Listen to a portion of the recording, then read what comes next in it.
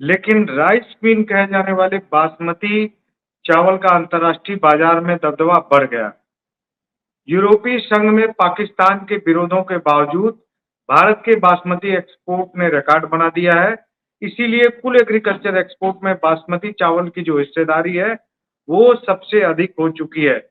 करीब 23% total agriculture export में करीब 23% हिस्सेदारी अकेले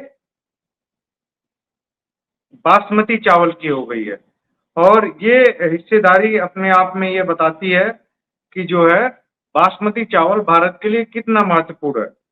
तो दोस्तों, आगे बढ़ें उससे पहले ये जान लेना जरूरी है कि कौन कौन से देश बासमती चावल का एक्सपोर्ट करते हैं, उत्पादन करते हैं, और इस पे क्यों झगड़ा है, क्यों मैं आज ये लाइव करने के लिए बैठा हूँ। एक्सपोर्ट घटता बढ़ता रहता है, लेकिन इसमें बासमती के साथ पाकिस्तान का एक कनेक्शन है। पाकिस्तान का जुड़ाव है, भारत का जुड़ाव, इन दो देशों के जुड़ाव की वजह से ये बासमती चावल खास बनता है। और ये अपनी अपनी इसकी खुशबू है, अपनी इसकी गुणवत्ता है, वो तो अलग चीज़ है। लेकिन इस पॉलिटिकली और रणनीतिक रूप से अगर देखा जाए, कूटनीतिक रूप से देखा जाए, तो बासमती भारत और जो है पाकिस्तान, दोनों देशों का इसमें जो टच आता है, दोनों देशों का जो दावा आता है, उसकी वजह से बहुत महत्वपूर्ण हो जाता है। तो बासमती जो है, पाकिस्तान हमारी बासमती का लगातार विरोध कर रहा। दुनिया में दो ही देश हैं, भारत और पाकिस्तान, जो इसका उत्पादन करते हैं। पाकिस्तान छोटा उत्पादक है और सबसे बड़ा उत्पादक भारत है। और पाकिस्तान चूंकि पुराना हमारा दुश्मन है, और वो उसी रास्ते पे चल रहा है। अभी वो उसको भुला नहीं पाया है, पुरानी उसकी जो दुश्मनी है, और हर चीज में अड़ंगा लगाता रहता है। तो एग्रीकल्चर कमोडिटी में भी वो अड़ंगा लगाने से बाज नहीं आता, और वो दुनिया के तमाम बाजारों में भारत के जो बासमती है उसका विरोध करता है। भारत से ही चोरी करके अव्वल तो वो अपने यहाँ पैदा करता है, भारत की वैरायटी पैदा करता है, लेकिन वो अंतर्राष्ट्रीय मार्केट में वो विरोध करता है। इसके बावजूद, इस विरोध के बावजूद, भारत जो है इस साल बासमती एक्सपोर्ट का बादशाह बना। दुनिया में सबसे ज्यादा बासमती एक्सपोर्ट भारत ने किया। करीब 49,000 करोड़ रुपए का एक्सपोर्ट हो चुका है भारत में, भारत के जरिए बासमती का। और टोटल जो एग्रीकल्चर एक्सपोर्ट है भारत का, उसमें 23% इसकी हिस्सेदारी है। तो दोस्तों, आगे बढ़ने से पहले आपको इससे जुड़ा जो है एक डेटा दिखाना जरूरी है कि ये जो है क्यों भारत के लिए इतना महत्वपूर्ण है बासमती। ये जो आप स्क्रीन पे जो डेटा देख रहे हैं, ये इस डेटा को मैं कोशिश करूंगा और बड़ा करने की। जी, ये जो डेटा है, ये अपने आप में पूरी कहानी कहता है कि किस तरह से बासमती का जो है वो जलवा पूरी दुनिया में कायम है, और किस तरह से भारत के एग्रीकल्चर एक्सपोर्ट में बासमती का जलवा कायम है।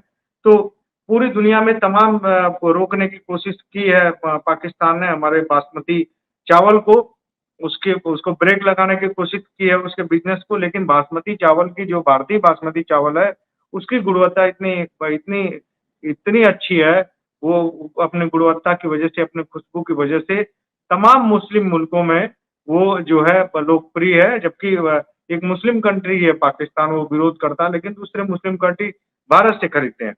तो फिलहाल अगर ये बात करें हम कि जो भारत में किस तरह की इसका हिस्सेदारी बढ़ रही है, तो ये 23-24 जो अभी अप्रैल खत्म हुआ, उसमें जो है करीब 23% की हिस्सेदारी, एग्जैक्ट कहा जाए तो 22.8% टोटल जो एक्सपोर्ट हुआ है उसमें हिस्सेदारी है। और जो है एग्जैक्ट मैं इसका डेटा भी बता देता हूँ दोस्तों आपको कि ये कितने का हमने बासमती एक्सपोर्ट किया है। देखिए, 2,12,000 97,000 करोड़ का टोटल हमारा एग्रीकल्चर एक्सपोर्ट हुआ है जो है 23-24 में। जबकि इसमें से 48,389 करोड़ जो है ये बासमती की हिस्सेदारी है, और ये 22.8% होती है कुल कुल एक्सपोर्ट में हिस्सेदारी इसकी। जबकि जो गैर बासमती चावल है, उसकी हिस्सेदारी पिछले साल 23% से ज्यादा थी, जो इस साल घट करके करीब 18% के आसपास ही रह गई है। वजह यह है कि जो आप देख रहे हैं कि इसमें घटोत्तरी हुई है गैर बासमती चावल में, कि एक्सपोर्ट में गैर बासमती चावल का जो एक्सपोर्ट है वो बैन है। क्योंकि भारत की खाद्य सुरक्षा का ध्यान रखना, उसकी वजह से उसको बैन किया गया। तो फिलहाल ये चार्ट में देख करके समझ सकते हैं कि बासमती अक्सर जो है अपना जलवा बिखेरता रहता है।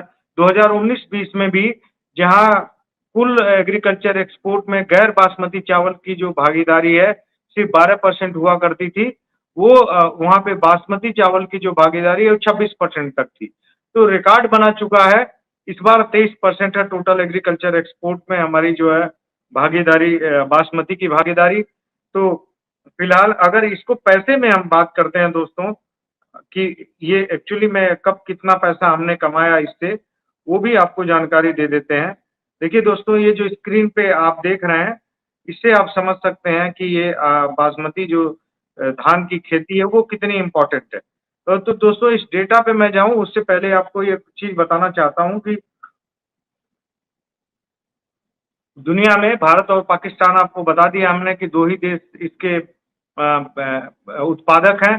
पाकिस्तान में, जो पाकिस्तान का पंजाब प्रांत है, वहाँ पे जो है करीब 14 जिले हैं इसके, जिसमें बासमती होती है, जिसमें जीआई टैग इसको मिला हुआ है।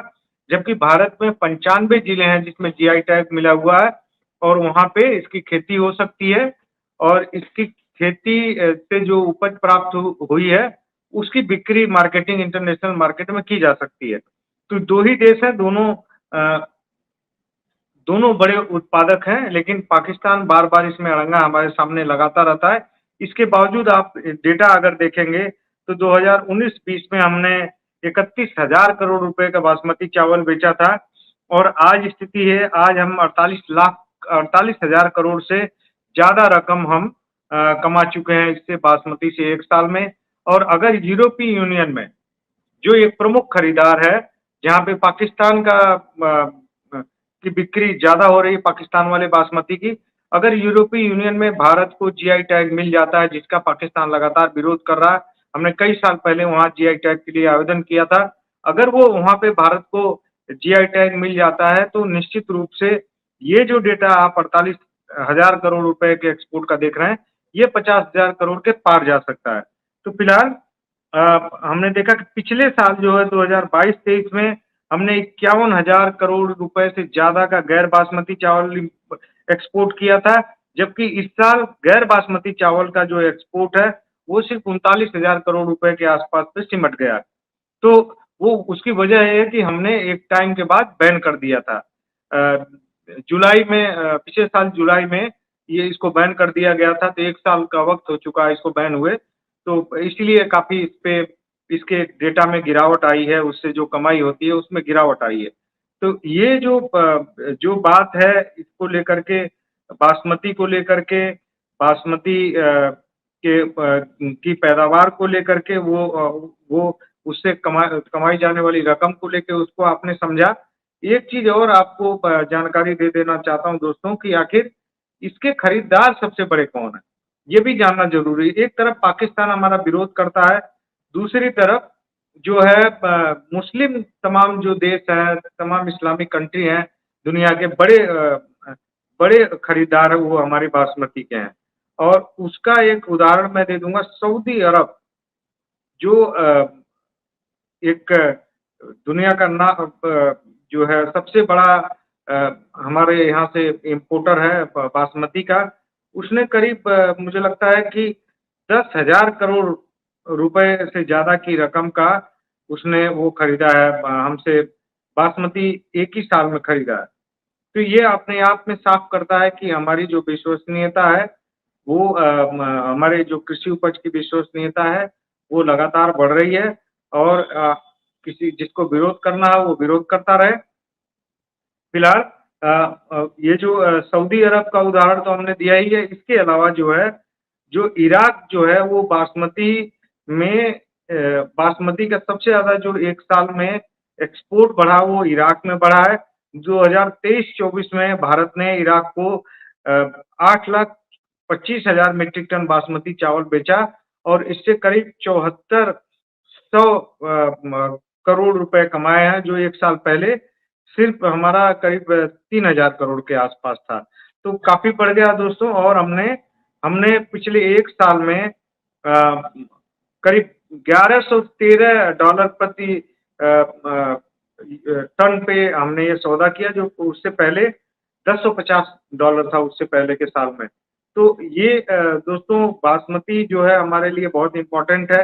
इस वक्त बासमती मतलब 1 महीने के बाद बासमती की फसल तैयार हो जाएगी, बाजार में आने लगेगी।